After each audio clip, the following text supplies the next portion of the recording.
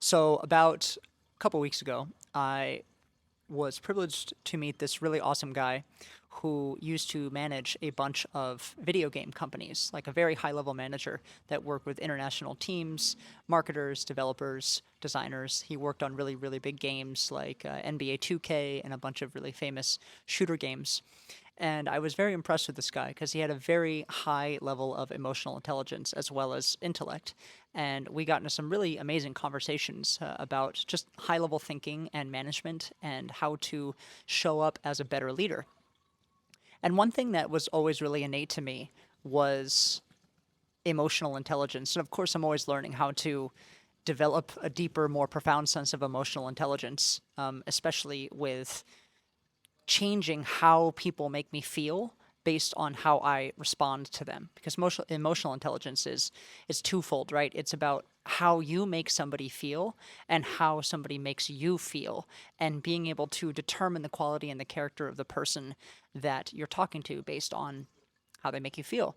And then taking that a step further and figuring out, okay, this person doesn't make me very comfortable. So how can I position my energy and myself with this person so that we can create more harmony or a better sense of communication with one another? Because a lot of the times, especially with very successful people, they can be a little bit sharkish, they can be a little bit pushy, they can be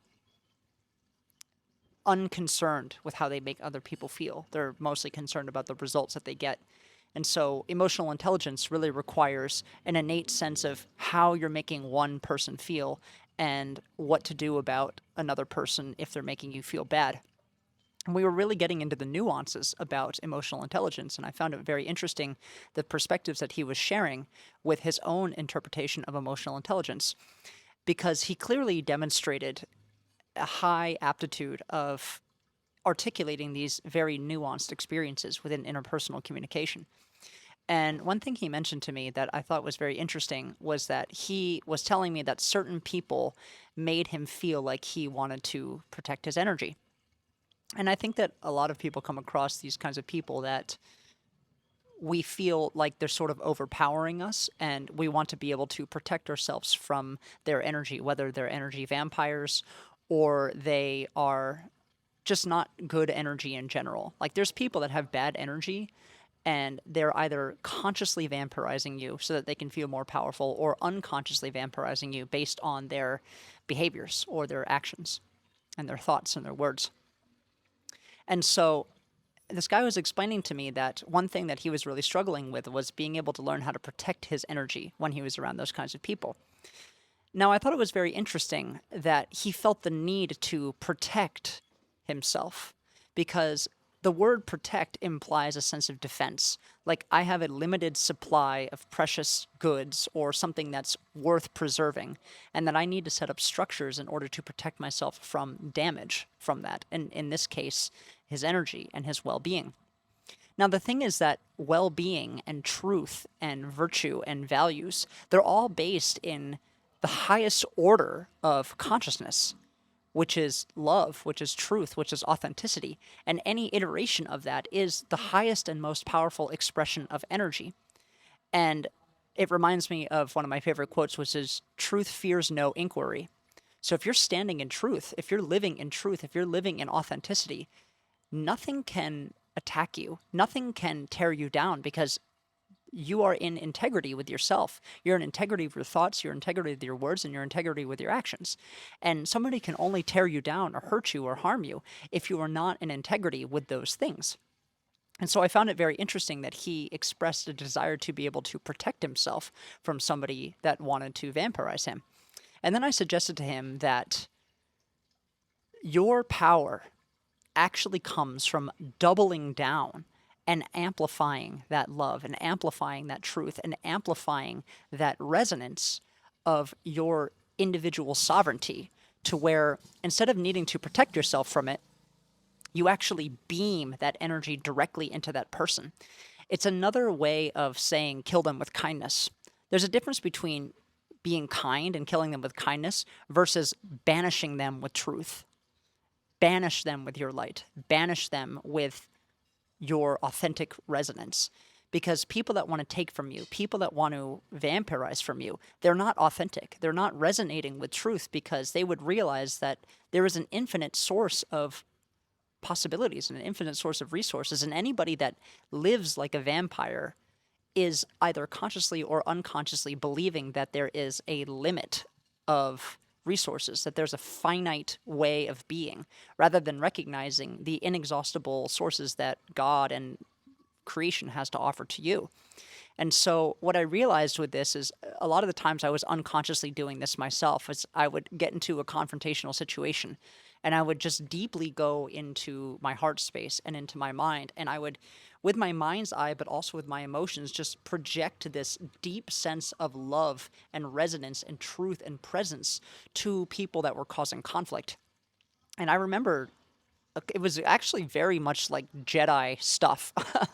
It was this freaky thing that I did one time many years ago when I was in Ecuador. I was sitting at the end of the table, and two of my friends were at the opposite end of the table, and they were just getting into a verbal confrontation with each other, and their voices were escalating.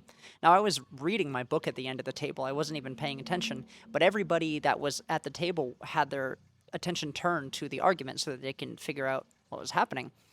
And what I did was I turned inwards, and I became aware of my heart space, and I amplified and blasted the intention of love, but also the feeling of love towards both of them as they were going through this argument. And it was so interesting because I wasn't intentionally bringing any attention to myself, but I guess energetically I was demonstrating such a power of energetic shift that what happened was that in mid-argument, it was so surreal and fascinating. Mid-argument, they just stopped. They just stopped arguing. And one of them turned to me. And mind you, I didn't say anything. One of them turned to me and said, "Hey, Don, are you okay?" And I just looked up from my book and I smiled and I said, "I'm great, man." And then he just awkwardly turned to the person that he was arguing with and then sort of looked at all the other people that were paying attention to this argument. And he just awkwardly stood up and said, "I have to go," and just walked away, as if somebody just put a complete stop to the argument that was going on.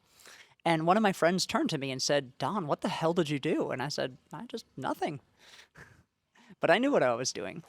And I had also done this a similar time when somebody was actually in a drunk physical altercation.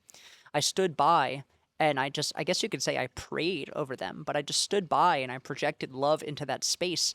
And I literally watched them just there. You could see in their body, they were like this. And I could see the tension slowly coming out of their bodies.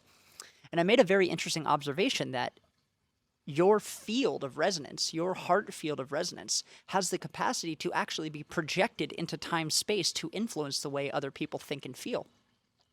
And so with this, I said, look, man, if you want to protect yourself from other people, you have to double down on your authenticity.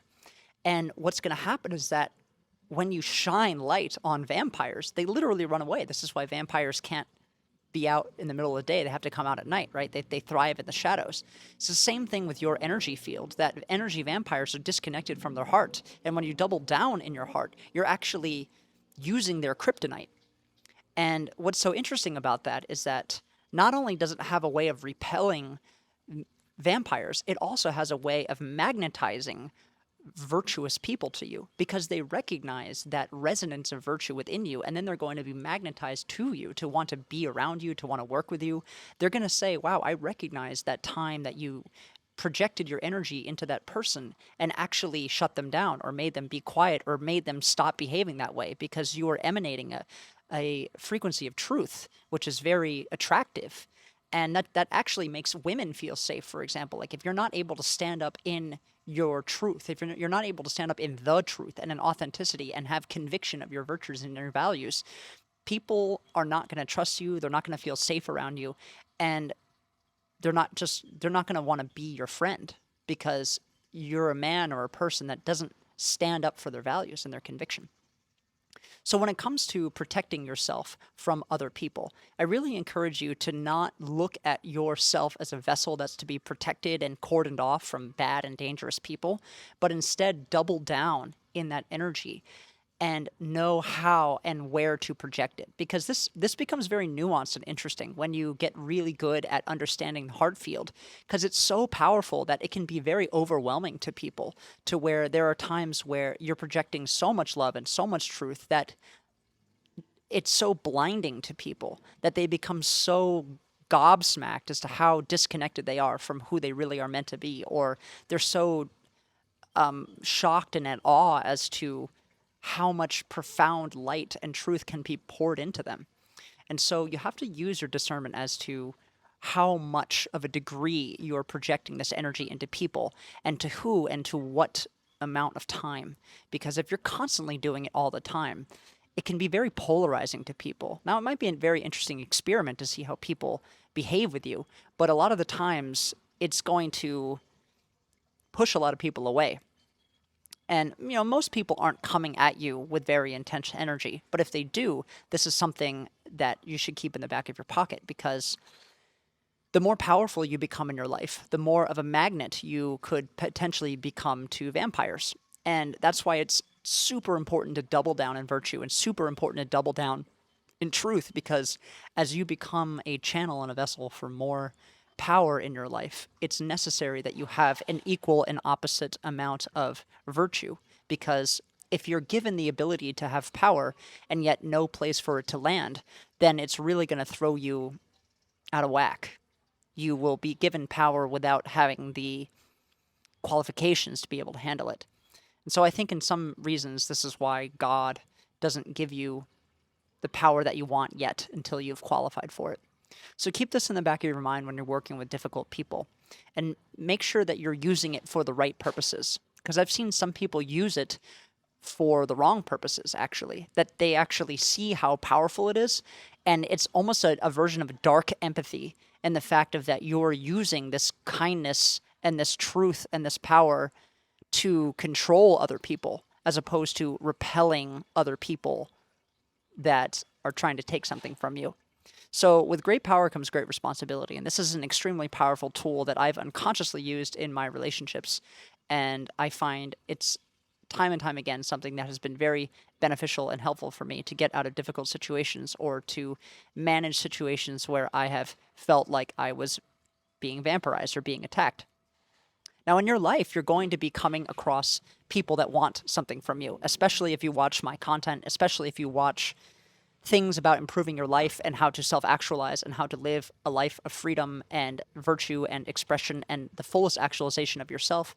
You're going to need to be updating yourself with these tools. You're going to need to be being around a group of people and somebody that sees a deeper sense of power within you that you might not see within yourself. Like this man that I was talking to, he was already an extremely powerful person with a very, very high level of emotional intelligence.